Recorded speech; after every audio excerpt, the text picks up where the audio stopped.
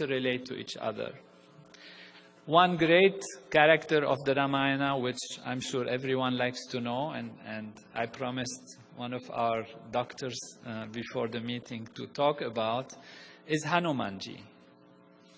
Hanumanji, how can we explain such a very complex character? How can it be that a structure in our body will become small, then become big, then send messages, then go through a small hole, then burn the city, then bring healing aspects and all of that? And if we look at it carefully, we find it is the hormonal system. All our endocrine system together is under the control of Hanumanji. And you know, the hormones are very tiny molecules, you can't even see them under the microscope, that travel everywhere in the body, that can penetrate through small holes that sit on receptors.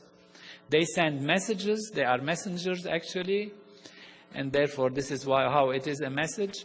Yet, as a whole, as a group, they are huge. In a split second or a few seconds, if you have a secretion of hormones, a certain type of hormone in the body, your whole metabolism can be changed, your digestion can be changed, your immune system can be activated or deactivated.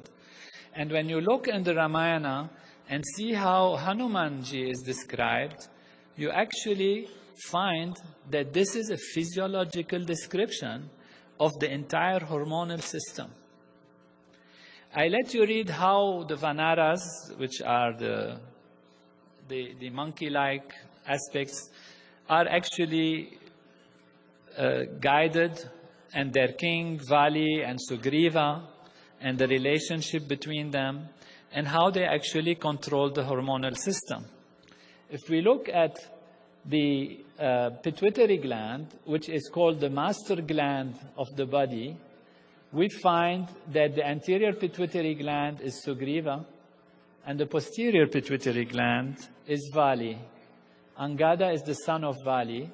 There is a long story of how they interact to each other, how Vali goes into the cave, which is the Sella Turcica, a specific cave in our brain, actually, existing in our brain. And only Vali could go through it, Sugriva had to wait on the door. And the whole story, in its very delicate intricacies, how Vali told him, I will send the milk if I kill the demon. If all of you, I don't know how many will remember that. And you see that this part of the structure of the pituitary gland is related to milk secretion, how this part is related to other aspects that are described almost technically precisely in the Ramayana, in word for word, as if you just change the words and the Ramayana becomes a physiological book, a book of neuroanatomy or neurophysiology. It's just by translating the names from the ancient Vedic names to the modern names, you see an exact and precise description of what is taking place. And what is amazing also is that even if you go back into the stories, for example, Vali was said to have been born from the head of his father, Riksharaja, and Sugriva was born from the neck of his father, Riksharaja. And then they joined together and worked together. All those who know embryology, or remember something of it, we know that the posterior pituitary gland actually comes from the neural tube, which is from the head. And the anterior pituitary gland, I mean in our body, in physical physiology, the pituitary gland comes from the top of the neck, from the palate, the anterior pituitary. And the anterior pituitary climbs and joins the posterior pituitary. So when it's said in the Vedic literature, in the Ramayana, that Riksharaja's head, from his head came Vali, and from his palate or from his neck came Sugriva, it's an actual, precise description of how the structure actually developed, how they joined together. So these are just a few examples.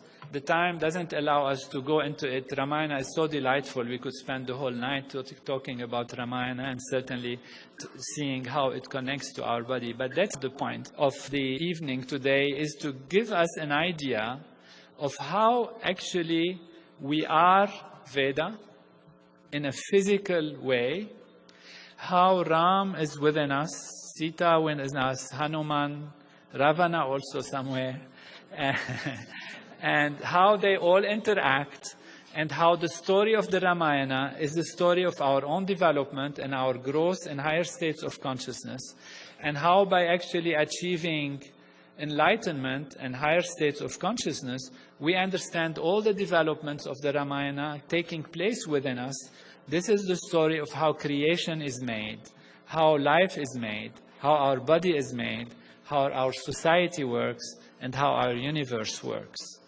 This knowledge, which comes from direct experience, is perfect and complete knowledge. If we go back in history, what was the reference for action, the reference for thinking, for behaving? It was self-referral, pure knowledge. Today, modern science has given us a lot to improve our life. We have cars, we go to the moon, we fly fast, etc. But we always refer in our actions, in our politics, in creating our laws, in our decision-making, to our self-referral values within us. We refer to what we know best to do. And that is because our physiology is also an instrument of knowledge that when perfected and when awakened in all of its values, it can know everything, it can be everything, and it can live life in perfection. You have that knowledge. Your tradition, your ancestors, your parents have upheld that tradition for generations and generations. And today, it's only because modern science had advanced enough that we can truly recognize the value of this knowledge. However, if I'm here for anything, is to share this with you and truly to have the opportunity to thank you and thank Veda Bhumi Bharat, Deva Bhumi Bharat,